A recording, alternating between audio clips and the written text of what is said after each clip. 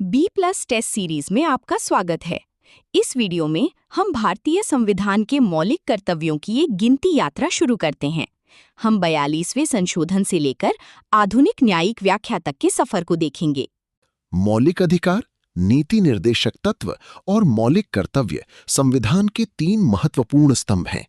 ये तीनों नागरिक सशक्तिकरण, राज्य के मार्गदर्शन और नागरिक जिम्मेदारी के लिए अभिन्न रूप से जुड़े हुए हैं। मौलिक कर्तव्यों को जोड़ने की प्रेरणा यूएसएसआर के संविधान से मिली। आंतरिक आपातकाल 1975-77 ने इसे तत्काल कारण प्रदान किया।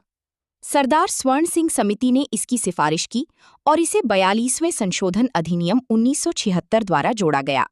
मौलिक कर्तव्यों को 4 स्तंभों में विभाजित किया गया है: राष्ट्रवाद और आदर्श, समाज और संस्कृति, पर्यावरण और विज्ञान, और व्यक्तिगत और सार्वजनिक आचरण। ये 11 कर्तव्य एक जिम्मेदार नागरिक की रूपरेखा प्रस्तुत करते हैं। 86वें संविधान संशोधन 2002 ने शिक्षा को एक केंद्रीय लक्ष्य बनाया।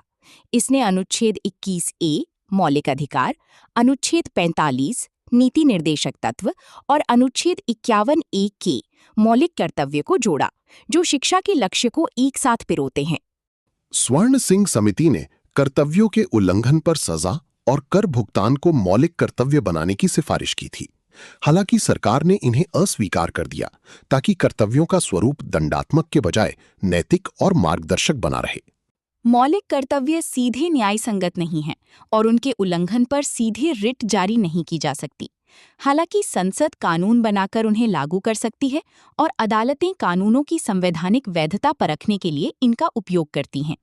कई नैतिक कर्तव्यों को कानूनी कार्रवाई से जोड़ा गया है, जैसे ध्वज गान का सम्मान राष्ट्रीय गौरव अपमान निवारण अधिनियम द्वारा सुरक्षित है।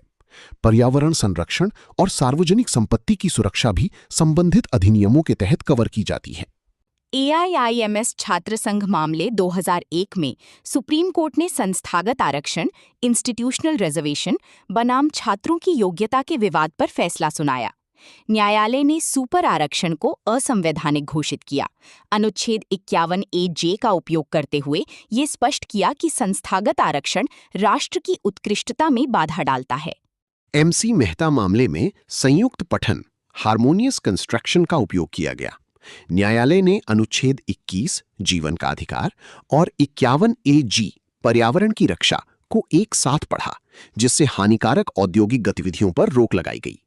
वर्मा समिति 1998 ने शैक्षणिक संस्थानों में मौलिक कर्तव्यों को पढ़ाने के लिए राष्ट्रीय कार्यक्रम के विकास का सुझाव दिया। समिति ने ये भी स्पष्ट किया कि कर्तव्यों का अनादर पहले से ही कानूनी अपराध है, जैसे नागरिक अधिकार संरक्षण अधिनियम 1955 के तहत। मौलिक कर्तव्यों की आलोचनाओं में अस्पष्टता वेगनेस शामिल है, क्योंकि वैज्ञानिक दृष्टिकोण जैसे शब्द व्यक्तिपरक हैं।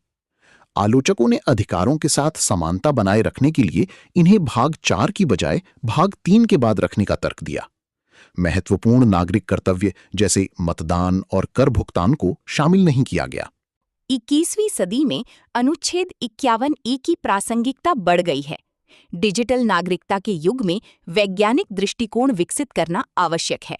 डिजिटल ध्रुवीकरण के माहौल में समरसता और जलवायु संकट के लिए पर्यावरण संरक्षण वैश्विक प्राथमिकताएं हैं। मौलिक कर्तव्य केवल नैतिक उपदेश नहीं है, वे भारतीय संविधान की संवैधानिक नैतिकता का आधार स्तंभ हैं। वे न्यायपालिका के लिए शक्तिशाली व्याख्यात्मक उपकरण हैं और अधिकारों और जिम्मेदारियों के बीच संतुलन का माध्यम हैं। एक मजबूत लोकतंत्र के लिए सक्रिय और जिम्मेदार नागरिकता अनिवार्य है। ये video B plus test series द्वारा बनाया गया है, जो इंडियन रेलवे और सरकारी एग्जाम के लिए आपका सबसे भरोसेमंद डिजिटल स्टडी पार्टनर है। ज्यादा स्टडी मटेरियल और टेस्ट सीरीज के लिए प्ले स्टोर से B plus test series app download करें। आज ही अपनी सफलता की शुरुआत करें, अपना फ्री मॉक टेस्ट दें और फर्क महसूस करें। QR कोड स्कैन करें या B plus test series app download करें और पढ़ाई का आनंद लें।